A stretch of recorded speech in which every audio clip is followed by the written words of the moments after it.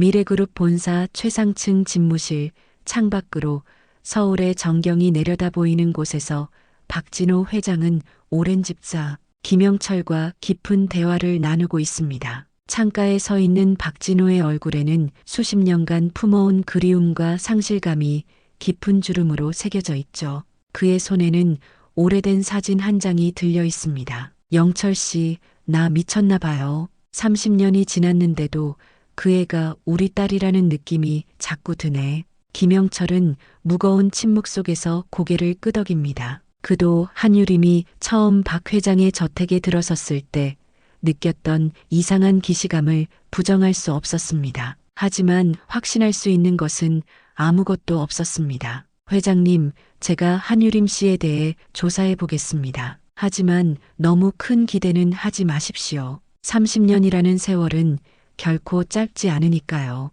박진호의 눈에 희미한 빛이 돌았습니다. 그는 천천히 책상으로 돌아와 앉으며 서랍에서 봉투 하나를 꺼냈습니다. 이건 내가 간직해온 수연이와 아기 유미의 마지막 사진과 몇 가지 기록들입니다. 도움이 될지 모르겠네만 영철 씨 부탁합니다. 김영철은 묵직한 책임감을 느끼며 봉투를 받아들었습니다. 그는 30년 전 박진호의 아내 최수연과 갓난아기 유미가 실종된 그 날부터 회장 곁을 지켜왔습니다. 그리고 이제 어쩌면 운명의 장난처럼 그들의 딸이 다시 돌아온 것인지도 모르는 일이었습니다. 다음 날 김영철은 자신의 사무실에서 한유림에 대한 기본 정보를 수집하기 시작했습니다. 미국에서 유학했다는 기록, 최근 한국으로 귀국한 이유, 그리고 그녀의 어머니에 관한 정보까지 모든 것이 단서가 될 수 있었습니다. 어머니의 이름이 최수연,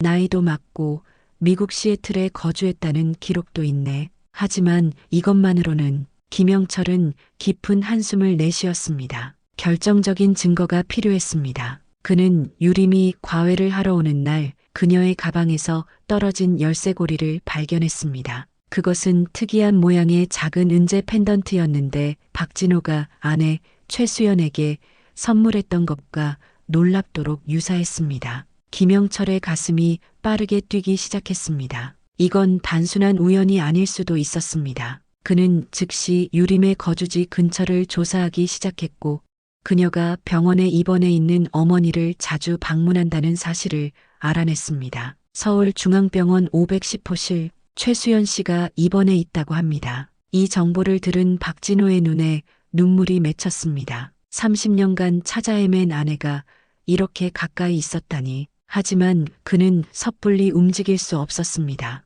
무엇보다 확실한 증거가 필요했고 현재 가족 상황도 고려해야 했습니다. 영철 씨, 조용히 진행해 주세요. 서영이나 현수에게 알려지면 안 됩니다. 김영철은 고개를 끄덕이며 병원으로 향했습니다. 그곳에서 그는 멀리서 최수연으로 추정되는 여성을 보았고 병약해 보이는 그녀의 모습에 가슴이 저며왔습니다. 하지만 더 놀라운 것은 그녀의 병실 탁자 위에 놓인 작은 보석함이었습니다. 김영철은 병실을 나서는 간호사를 통해 그것이 환자가 가장 소중히 여기는 물건이라는 사실을 알게 되었습니다. 김영철의 직감은 그 보석함 안에 모든 답이 있다고 말하고 있었습니다. 이제 그는 더 확실한 증거를 찾기 위한 다음 단계를 계획해야 했습니다. 한유림은 어머니의 병실을 나서며 깊은 한숨을 내쉬었습니다. 최수연의 건강 상태는 날이 갈수록 악화되고 있었고 의사들은 더 이상의 치료 방법이 없다고 했습니다. 유림의 마음은 무거웠지만 서윤의 과외 시간이 얼마 남지 않아 서둘러 발걸음을 옮겼죠. 유림 선생님 기다리고 있었어요. 박서윤은 항상 밝은 미소로 유림을 맞이했습니다. 이 16살 소녀의 순수함은 유림에게 위안이 되었고 어느새 특별한 애정이 생겨났습니다. 오늘의 수업은 자화상 그리기였습니다. 서윤이 집중하는 동안 유림은 문득 방안을 둘러보았습니다. 저택의 이곳저곳에는 묘한 친밀감을 주는 물건들이 있었습니다. 특히 서재에 걸린 오래된 풍경화는 어머니가 간직해온 그림과 놀랍도록 비슷했습니다. 수업을 마친 후 유림은 우연히 박진호의 서재 문이 열려 있는 것을 발견했고 호기심에 이끌려 들어갔습니다. 책장 위에는 오래된 앨범이 놓여 있었습니다. 무심코 펼쳐본 앨범에서 유림은 숨을 멈췄습니다. 그곳에는 젊은 시절의 어머니가 웃고 있었습니다. 박진호와 함께. 이게 무슨. 떨리는 손으로 앨범을 넘기던 유림은 갑자기 뒤에서 들려오는 발소리에 깜짝 놀라 앨범을 덮었습니다. 김영철이었습니다. 한유림 씨, 무엇을 찾고 계셨나요? 유림은 당황하며 변명했지만 김영철의 눈빛은 그녀가 무언가를 발견했다는 것을 알고 있는 듯 했습니다. 집으로 돌아온 유림은 어머니의 오래된 상자를 꺼냈습니다. 그동안 열어볼 용기가 없었던 상자였죠. 그 안에는 일기장과 함께 몇 장의 사진, 그리고 작은 은재 펜던트가 있었습니다. 일기장의 첫 페이지에는 나의 사랑 진호에게라는 글귀가 쓰여 있었습니다. 떨리는 손으로 페이지를 넘기며 유림은 충격적인 진실을 마주했습니다. 어머니 최수연은 박진호의 첫 번째 아내였고 자신은 그들의 딸 유미였던 것입니다. 어떻게 이런 일이. 일기장은 폭력적인 시아버지로부터 도망쳐 나온 최수연의 고통스러운 선택을 담고 있었습니다.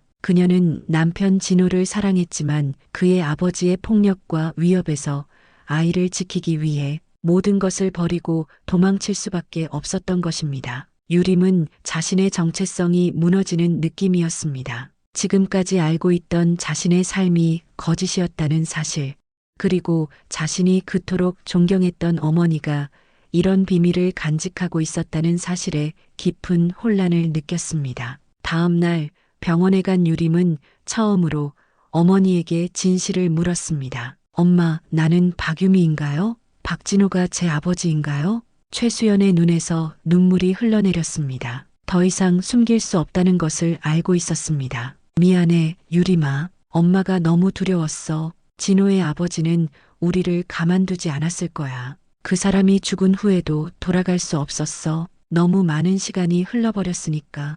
유림은 어머니를 안아주며 눈물을 흘렸습니다. 분노보다는 이해가, 원망보다는 연민이 더 컸습니다. 그리고 이제 자신이 해야 할 일이 무엇인지 고민했습니다. 그날 밤 유림은 깊은 갈등에 빠졌습니다. 박진호에게 진실을 밝혀야 할까? 아니면 지금처럼 한유림으로 살아가야 할까? 그리고 만약 진실을 밝힌다면 지금의 박진호 가족에게는 어떤 영향을 미칠까? 특히 자신이 진심으로 아끼게 된 서윤에게. 한 가지 확실한 것은 더 이상 예전의 한유림으로 살 수 없다는 사실이었습니다. 유림은 결심했습니다. 진실을 마주하고 그것이 가져올 모든 결과를 받아들이기로요. 서영이는 차가운 눈빛으로 창밖을 바라보며 와인 잔을 빙빙 돌리고 있었습니다. 저택의 응접실 소파에 앉아있는 아들 박현수는 어머니의 이런 모습을 잘 알고 있었죠. 무언가 큰 문제가 생겼을 때만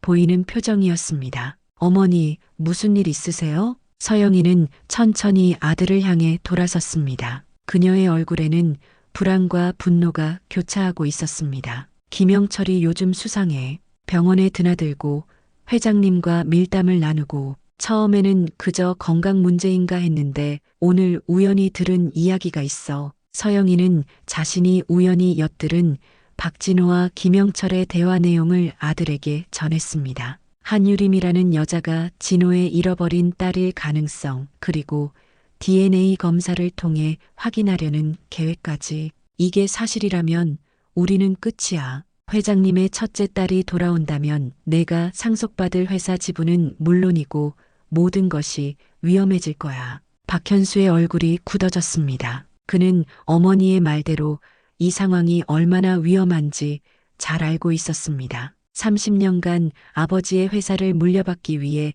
준비해온 모든 것이 물거품이 될 수도 있었습니다. 어떻게 해야 할까요? 서영이는 냉철한 눈빛으로 말했습니다. 먼저 그 여자의 정체가 진짜인지 확인해야 해. 그리고 필요하다면 그녀를 제거해야지. 다음 날 박현수는 사설 탐정을 고용해 한유림의 일거수일투족을 감시하기 시작했습니다. 그녀가 병원에 드나드는 모습, 어머니와 나누는 대화, 심지어 그녀의 집까지 모든 것을 조사했습니다. 한편 서영이는 더 과감한 행동에 나섰습니다. 그녀는 미래그룹의 법무팀장을 비밀리에 만나 만약의 상황에 대비한 법적 대응책을 마련했습니다. 또한 병원 이사회 멤버인 자신의 영향력을 이용해 최수연의 의료 기록에 접근하려 시도했죠. 최수연, 진호의 첫 번째 아내라. 서영이는 최수연의 병상을 몰래 방문했습니다. 의식이 희미한 최수연은 서영이를 알아보지 못했지만 서영이는 그녀에게 가까이 다가가 속삭였습니다. 당신이 돌아왔다고 해서 달라질 건 없어요. 30년이 지났어요. 이제 와서 가족을 망치지 마세요. 그날 밤 유림은 병원으로부터 급한 전화를 받았습니다. 어머니의 상태가 갑자기 악화되었다는 소식이었습니다. 병원에 도착한 유림은 의사로부터 어머니가 심한 스트레스를 받은 것 같다는 말을 들었고 병실 안 혼란스러운 물건들을 보며 누군가 다녀갔다는 사실을 직감했습니다. 한편 김영철은 박진호의 지시로 DNA 검사를 위한 준비를 하고 있었습니다. 그러나 그는 서영이의 부하 직원이 자신을 미행하고 있다는 사실을 눈치챘죠. 상황이 점점 복잡해지고 위험해지고 있었습니다. 회장님, 조심하셔야 합니다. 부인께서 이미 알고 계신 것 같습니다. 박진호는 깊은 한숨을 내쉬었습니다. 그는 이런 상황을 예상했습니다. 서영이가 자신의 지위를 지키기 위해 어떤 일도 할 수 있다는 것을 알고 있었죠. 영철 씨, 한유림과 최수연의 안전이 최우선입니다. 경호원을 붙이세요. 그러나 이미 서영이와 현수의 계획은 진행 중이었습니다. 그들은 한유림이 과외를 마치고 귀가하는 길에 우연한 교통사고를 준비하고 있었습니다. 사고처럼 보이게 하여 유림을 영원히 제거하려는 계획이었죠. 유림은 어머니의 상태가 안정되자 늦은 밤 병원을 나섰습니다. 어둠 속에서 그녀를 기다리고 있는 위험을 전혀 모른 채로 말이죠. 한유림은 어두운 병원 주차장을 걸어 나오며 불안한 기분을 떨칠 수 없었습니다. 누군가 자신을 지켜보는 듯한 느낌이 들었지만 주변에는 아무도 보이지 않았습니다. 그때 갑자기 한 대의 검은 차가 빠른 속도로 그녀를 향해 돌진해 왔습니다. 생각할 시간도 없이 누군가 유림의 팔을 강하게 잡아당겼습니다. 그것은 김영철이었습니다. 그는 박진호의 지시로 유림을 미행하고 있었고 위험 상황을 감지하자마자 행동에 나선 것이었죠. 한유림 씨, 괜찮으세요? 빨리 이곳을 떠나야 합니다. 혼란스러운 유림을 자신의 차에 태운 김영철은 급히 안전한 장소로 향했습니다. 도중에 그는 박진호에게 상황을 보고했습니다. 회장님, 의심했던 대로입니다. 누군가 한유림 씨를 해치려 했습니다. 박진호는 분노와 두려움이 뒤섞인 목소리로 대답했습니다. 바로 집으로 데려오게. 이제 더 이상 기다릴 수 없네. 김영철의 차가 박진호의 별채에 도착했을 때 유림은 여전히 충격에서 벗어나지 못한 상태였습니다. 그녀를 기다리고 있던 박진호는 딸로 의심되는 여성을 처음으로 가까이서 마주하며 복잡한 감정에 휩싸였습니다. 한유림 씨, 내가 이렇게 갑자기 불러서 미안하네. 하지만 더는 미룰 수 없는 이야기가 있어요. 떨리는 목소리로 박진호는 30년 전 잃어버린 아내와 딸에 대한 이야기, 그리고 최근 들어 그녀가 자신의 딸일 수도 있다는 의심을 갖게 된 경위를 설명했습니다. 유림은 이미 알고 있던 사실이었지만 생물학적 아버지의 입에서 직접 듣는 것은 완전히 다른 경험이었습니다. 저도 최근에 알게 되었습니다. 어머니의 일기를 통해서 두 사람 사이에 흐르는 묘한 감정의 파도 속에서 김영철이 DNA 검사 준비를 마쳤다는 소식을 전했습니다. 유림과 박진호는 모두 이 검사가 그들의 관계를 확실히 증명해 줄 것이라 믿었습니다. 그러나 서영이와 박현수는 이미 한 발 앞서 움직이고 있었습니다. 그들은 병원 내 자신들의 인맥을 통해 DNA 검사 결과를 조작할 계획을 세웠습니다. 서영이는 병원장과의 오랜 친분을 이용해 검사 담당자를 매수했고 결과가 나오기도 전에 음성으로 조작하도록 지시했습니다. 일주일 후 검사 결과가 도착했습니다. 박진호와 유림은 가슴 졸이며 김영철이 봉투를 여는 것을 지켜봤습니다. 그러나 결과는 충격적이었습니다. 일치하지 않습니다. 믿을 수 없다는 표정으로 박진호는 결과지를 직접 확인했습니다. 그의 얼굴은 금세 창백해졌고 손이 떨리기 시작했습니다. 어떻게 이럴 수가. 유림 역시 충격에 빠졌습니다. 어머니의 일기장, 사진들, 그리고 모든 증거는 그녀가 박진호의 딸임을 가리키고 있었는데 과학적 검사 결과는 정반대였습니다. 회장님, 혹시 조작되었을 가능성은 없을까요? 김영철이 조심스럽게 물었습니다. 박진호는 깊은 생각에 잠겼습니다. 서영이가 이 정도까지 할 수 있을까 고민했지만 그녀의 성격을 생각하면 충분히 가능한 일이었습니다. 다른 병원에서 다시 검사해 봐야겠어요. 하지만 이번에는 철저히 비밀리에 진행해야 합니다. 그러나 이미 조작된 결과는 미래그룹 내에 빠르게 퍼졌습니다. 서영이는 이사회 멤버들에게 박진호가 정신적 충격으로 판단력이 흐려졌다는 소문을 퍼뜨렸고 한유림이 돈을 노리고 접근한 사기꾼일 수 있다는 의혹을 제기했습니다. 가족 내에서도 갈등이 깊어졌습니다. 서유는 할아버지의 이상한 행동과 새로운 여성을 향한 관심에 혼란스러워했고 박진호와 서영의 사이의 긴장감은 최고조에 달했습니다. 유림은 자신으로 인해 박진호 가족이 겪는 혼란을 보며 괴로워했습니다. 그녀는 잠시 물러나 상황을 지켜보기로 결심했고 서윤의 과외를 중단한다고 통보했습니다. 이 소식을 들은 서윤은 눈물을 글썽이며 유림에게 전화했습니다. 선생님, 왜 그만두시는 거예요? 제가 뭐 잘못했나요? 유림은 가슴이 찢어지는 듯한 아픔을 느꼈지만 지금은 거리를 두는 것이 모두를 위한 최선이라고 생각했습니다. 한편 김영철은 포기하지 않고 진실을 밝히기 위해 노력했습니다. 그는 병원 내부 직원 중 자신의 오랜 친구를 통해 DNA 검사 과정에 의심스러운 점이 있었다는 정보를 입수했습니다. 희망의 끈을 놓지 않은 그는 더 확실한 증거를 찾기 위한 계획을 세웠습니다. 어두운 밤 김영철은 자신의 비밀 사무실에서 마침내 찾아낸 결정적 증거를 바라보며 깊은 안도의 한숨을 내쉬었습니다. 수일간의 끈질긴 조사 끝에 그는 병원 내부 CCTV 영상과 담당 의사의 증언을 확보했고 서영이와 현수가 DNA 검사 결과를 조작했다는 명백한 증거를 손에 넣었습니다. 이제 회장님께 진실을 알려드릴 때입니다. 다음 날 아침 김영철은 박진호를 찾아가 모든 증거를 제시했습니다. CCTV 영상에는 서영이가 검사실에 들어가는 모습이 담겨 있었고 의사의 서면 진술서에는 그녀가 결과 조작을 지시했다는 내용이 적혀 있었습니다. 영철 씨, 이게 정말인가요? 박진호의 눈에서 뜨거운 눈물이 흘러내렸습니다. 오랜 세월 기다려온 딸을 다시 찾을 수 있다는 희망, 그리고 자신이 가장 신뢰했던 가족들의 배신이 그를 압도했습니다. 새로운 DNA 검사도 준비했습니다. 이번에는 외국 연구소에서 직접 진행할 예정입니다. 조작이 불가능하도록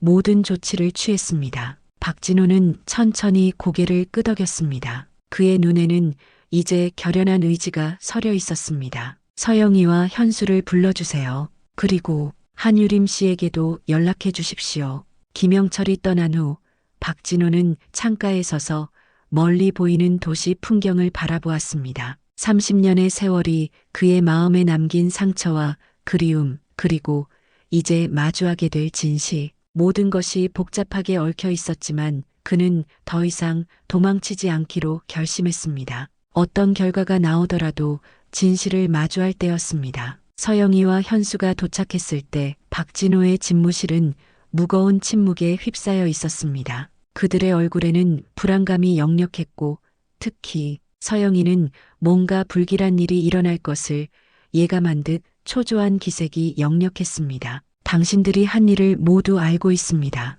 박진호의 차분하지만 단호한 목소리가 침묵을 깨뜨렸습니다. 그는 책상 위에 김영철이 가져온 모든 증거를 펼쳐 보였습니다. CCTV 영상, 의사의 증언, 그리고 조작된 검사 결과까지. 서영이의 얼굴이 창백해졌습니다. 그녀는 잠시 부인하려 했지만 증거가 너무나 명백했습니다. 진호, 난 당신을 위해서 그랬어요. 30년이나 지난 과거로 돌아가면 당신만 더 아플 뿐이에요. 박현수는 어머니보다 더 직설적이었습니다. 아버지, 그 여자가 정말 친딸이라고 해도 무슨 의미가 있습니까? 저희가 지금 아버지의 가족이잖아요. 박진호는 깊은 한숨을 내쉬었습니다. 가족이라, 가족은 서로 거짓말하고 배신하지 않는 법이지. 나는 그동안 너희를 진심으로 가족이라 생각했네. 하지만 너희는 그렇지 않았던 모양이구나. 그때 문이 열리며 한유림이 들어왔습니다. 그녀의 모습에 서영이와 현수의 표정이 굳어졌습니다. 박진호는 유림에게 다가가 부드럽게 손을 내밀었습니다. 한유림 씨, 아니 유미야. 오늘 우리가 진실을 확인하게 될 거야. 그날 오후 외국 연구소의 전문가가 직접 방문하여 새로운 DNA 검사를 진행했습니다. 박진호와 유림은 침묵 속에서 검사가 끝나기를 기다렸습니다. 긴장된 시간이 흐른 후 드디어 결과가 나왔습니다. 확실합니다. 유전적으로 부녀 관계가 맞습니다. 박진호의 눈에서 뜨거운 눈물이 흘러내렸습니다. 그는 천천히 일어나 유림에게 다가갔고 잠시 망설이다 조심스럽게 그녀를 품에 안았습니다. 내 딸, 드디어 널 찾았구나. 유림도 복잡한 감정에 휩싸여 눈물을 흘렸습니다. 30년간 알지 못했던 아버지와의 재회, 그리고 자신의 진정한 정체성을 확인하는 순간이었습니다. 서영이와 현수는 더 이상 부정할 수 없는 현실 앞에서 패배를 인정할 수밖에 없었습니다. 박진호는 그들에게 단호하게 말했습니다. 두 분은 당분간 별채로 가주십시오. 앞으로 어떻게 할지는 차차 결정하겠습니다. 그들이 떠난 후 박진호는 유림에게 30년 전 그날의 이야기를 들려주었습니다. 어떻게 최수연과 아기 유미를 잃었는지, 얼마나 필사적으로 찾아 헤맸는지, 그리고 어떻게 희망을 잃지 않고 기다려왔는지. 엄마는 항상 당신 이야기를 해주셨어요. 당신을 얼마나 사랑했는지, 떠날 수밖에 없었던 이유가 무엇이었는지. 유림의 말에 박진호는 깊은 한숨을 내쉬었습니다. 아버지가 그런 끔찍한 일을 하고 있는 줄 몰랐어. 내가 더 강하게 너희를 지켰어야 했는데. 두 사람은 밤늦도록 30년간의 빈 공간을 메우는 이야기를 나누었습니다. 슬픔과 그리움, 후회와 희망이 뒤섞인 감정의 소용돌이 속에서 그들은 조금씩 서로를 알아가기 시작했습니다. 다음 날 박진호는 병원을 찾아 최수연을 만났습니다. 30년 만의 재회였습니다. 병상에 누워있는 수연의 모습은 예전의 활기찬 모습은 아니었지만 그녀의 눈빛만은 여전히 변함없었습니다. 수연아, 널 다시 만나게 될 줄은 몰랐어. 최수연의 눈에서 눈물이 흘러내렸습니다. 미안해, 진호야. 우리 유미를 지키기 위해서였어. 박진호는 그녀의 손을 꼭 잡았습니다. 알아. 이제 다 알아. 우리 딸을 잘 키워줘서 고마워. 그날 이후 박진호는 최고의 의료진을 불러 최수연의 치료에 최선을 다했습니다. 그리고 유림에게는 미래그룹의 문화재단을 맡아줄 것을 제안했습니다. 그녀의 예술적 재능과 감각을 높이 평가했기 때문이었죠. 가족의 재회는 많은 것을 변화시켰습니다. 과거의 상처가 완전히 치유되기까지는 시간이 필요했지만 진실이 드러난 지금 그들은 함께 새로운 시작을 할 준비가 되어 있었습니다. 봄날의 따스한 햇살이 미술관 유리창을 통해 쏟아져 들어왔습니다. 한유림의 첫 개인전 개막식은 많은 사람들의 관심 속에 성황리에 진행되고 있었습니다. 특별히 이번 전시는 잃어버린 시간, 되찾은 기억이라는 주제로 유림의 개인적 여정을 담은 작품들로 구성되어 있었습니다. 전시장 중앙에는 특별히 큰 캔버스가 걸려 있었습니다. 어린 소녀와 부모의 모습을 담은 그림이었는데 멀리서 보면 행복한 가족의 모습이지만 가까이서 보면 수많은 균열과 이음새가 보이는 독특한 기법의 작품이었습니다. 이 작품의 제목은 재회입니다. 30년 동안 떨어져 있던 조각들이 다시 하나로 모이는 과정을 표현했습니다. 유림은 작품을 설명하며 옆에 서 있는 박진호를 바라보았습니다. 그의 눈에는 자부심과 감동이 가득했습니다. 지난 6개월간 그들은 서로를 알아가며 천천히 부녀 관계를 쌓아왔습니다. 어색함도 있었고 때로는 갈등도 있었지만 서로에 대한 이해와 존중을 바탕으로 관계는 점차 깊어졌습니다. 누나의 작품들이 정말 멋져요. 박서윤이 들뜬 목소리로 말했습니다. 진실이 밝혀진 후 서윤은 놀랍게도 가장 빨리 상황을 받아들이고 유림을 누나라고 부르기 시작했습니다. 순수한 소녀의 마음은 어른들의 복잡한 감정보다 더 솔직하게 사랑을 표현할 수 있었던 것입니다. 전시장 한편에는 휠체어를 탄 최수연의 모습도 보였습니다. 그녀의 건강 상태는 여전히 좋지 않았지만 딸의 중요한 날을 축하하기 위해 특별히 병원에서 외출 허가를 받았습니다. 박진호는 종종 그녀 곁에 앉아 조용히 이야기를 나누었습니다. 30년의 세월이 지났지만 그들 사이에는 여전히 특별한 연결고리가 있었습니다. 서영이와 박현수도 전시회에 참석했습니다. 처음에는 강한 반대와 적대감을 보였지만 시간이 지나면서 점차 상황을 받아들이기 시작했습니다. 특히 서영이는 유림의 예술적 재능과 진정성에 점차 감화되었고 자신의 행동을 반성하는 모습을 보였습니다. 한유림 씨, 아니 박유미 씨 축하합니다. 정말 훌륭한 전시회네요. 서영이의 축하에 유림은 미소를 지었습니다. 그들 사이의 관계가 완전히 회복되기까지는 아직 많은 시간이 필요했지만 적어도 이제는 대화의 시작점이 마련된 것이었습니다. 개막식이 마무리될 무렵 박진호는 조용히 단상에 올랐습니다. 그의 얼굴에는 감동과 기쁨 그리고 약간의 긴장감이 엿보였습니다. 오늘 이 자리에 와주신 모든 분들께 진심으로 감사드립니다. 특히 제 딸 유미, 아니 유림의 첫 전시회를 축하해 주셔서 더욱 감사합니다. 그는 잠시 말을 멈추고 유림을 바라보았습니다. 30년 전 내 실수로 가족을 잃었습니다. 그리고 기적처럼 다시 만났지요. 오늘 저는 공식적으로 발표하고 싶습니다. 한유림, 아니 박유미는 미래그룹의 정당한 상속자이며 앞으로 미래문화재단의 이사장으로서 활동하게 될 것입니다. 이 발표의 전시장은 잠시 술렁였습니다. 유림은 놀란 표정으로 아버지를 바라보았습니다. 그녀는 이런 공식적인 발표가 있을 것이라고 예상하지 못했습니다. 하지만 더 중요한 것은 그녀는 내 삶의 빈자리를 채워준 소중한 딸이라는 사실입니다. 유림아, 내가 내 곁에 있어 정말 행복하다. 박진호의 진심 어린 고백에 유림의 눈에서 눈물이 흘러내렸습니다. 그녀는 천천히 단상으로 올라가 아버지를 포옹했습니다. 그 순간 전시장에 있던 모든 사람들이 따뜻한 박수를 보냈습니다. 전시회가 끝난 후 가족들은 함께 저녁 식사를 했습니다. 처음으로 박진호, 최수연, 유림, 서윤, 서영이 그리고 현수가 한 테이블에 앉았습니다. 어색한 분위기도 있었지만 서로를 이해하고 받아들이려는 노력이 엿보였습니다. 식사 중 유림은 조용히 자신의 생각을 나누었습니다. 저는 이제야 진정한 의미의 가족을 찾은 것 같습니다. 하지만 그렇다고 해서 과거의 모든 것을 부정하거나 잊으려는 것은 아닙니다. 지금의 제가 있기까지 모든 경험과 관계가 소중했습니다. 그녀는 서영이와 현수를 바라보며 미소 지었습니다. 우리가 혈연으로 맺어진 가족은 아닐지 모르지만 이제부터는 서로를 이해하고 존중하는 새로운 가족이 될 수 있기를 바랍니다. 서영이는 잠시 생각에 잠겼다가